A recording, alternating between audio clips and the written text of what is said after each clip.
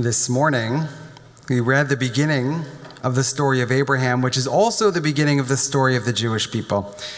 And we often think of Abraham as a patriarch, as the father not only of Judaism, but of monotheism, the father of Christianity and Islam as well.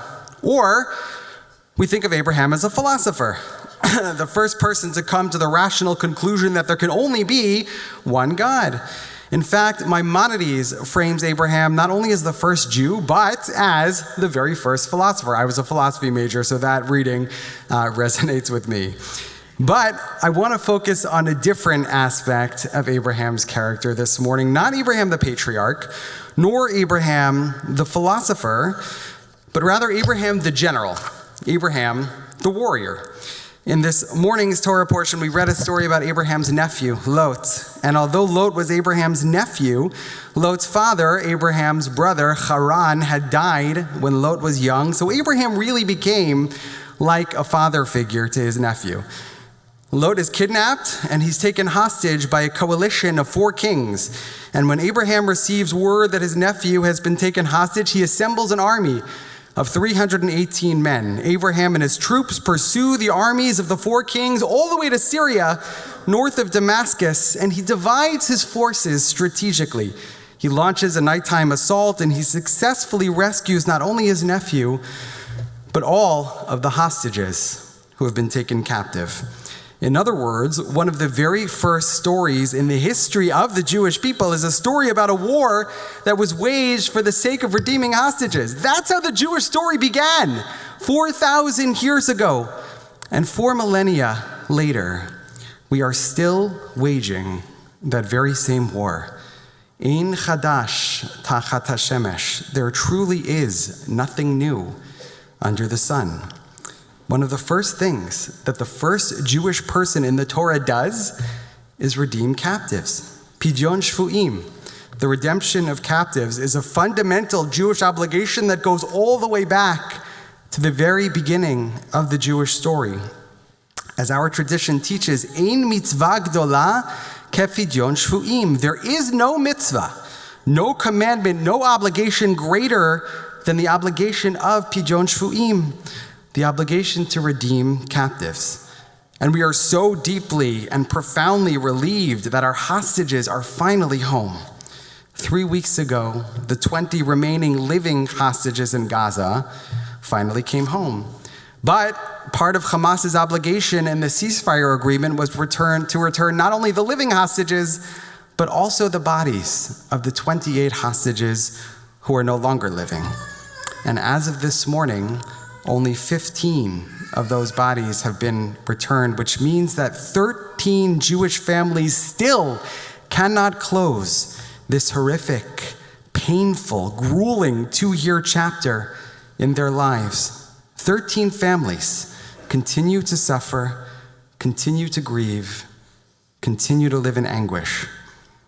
One of those families is the Nutra family. Orna and Ronen Nutra are Israeli, but they have been living on Long Island for many years, and they're actually longtime members of the Midway Jewish Center, where our member, D. Cohen's son-in-law, Rabbi Joel Levinson, serves as the rabbi. Orna and Ronen's son, Omer, was killed on October 7th. Omer was a tank platoon commander serving in the Gaza envelope, and in the month leading up to October 7th, he had spent a very busy month putting out small skirmishes on the Gaza border, and he called his parents on the night of October 6th and told them how much he hoped that it would be a quiet Shabbat and a quiet Simchat Torah. That was not to be. On the morning of October 7th, Omer's tank was attacked by Hamas terrorists with explosive devices, and all 4 soldiers in his tank were abducted and taken to Gaza. And for 14 months, Orna and Ronen had no information about their son, but they hoped and prayed and believed that he was still alive. But in December of 2024, Orna and Ronen received the most devastating possible news from the IDF. Military intelligence had determined that Omer had, in fact, been killed on October 7th, and Hamas had taken his body to Gaza. His body is still there to this day. Over the past 2 years, Orna and Ronen have spent every waking minute trying to bring Omer home. Since October 7th, they have been to Washington well over 40 times and have had multiple meetings, both with President Biden and with President Trump. They have been back and forth to Israel countless times, rallying at Hostage Square, meeting with Knesset members, working as hard as they possibly can to bring Omer home. And for the past 3 weeks, the rest of the world has been celebrating the release of the living hostages.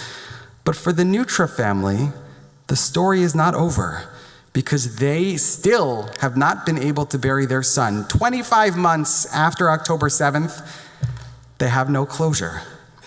Orna and Ronen were at the Knesset, the Israeli parliament in Jerusalem, on the day the hostages were released.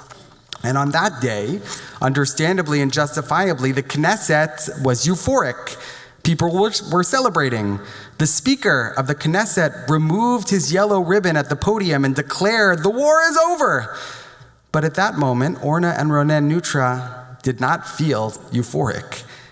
They felt gutted, because for them, the war is not over. For 13 families still waiting for the bodies of their loved ones, the war is not over. Like Abraham, Orna and Ronen Nutra are warriors, and they have been waging their war for 756 days. They have met with presidents and prime ministers. They have stood in front of cameras and microphones, reliving the worst day of their lives over and over and over again. They have told their son's story until their voices are hoarse. Ein chadash tachat hashemesh. There's nothing new under the sun. 4,000 years ago, Abraham fought a war to redeem captives. Orna and Ronen Nutra are still fighting that very same war today. And that war cannot be over until every last hostage, living and dead, finally comes home. Baruch atah Adonai, Eloheinu melech haolam, matir asurim. Blessed are you, Lord our God, ruler of the universe, redeemer of captives. Amen.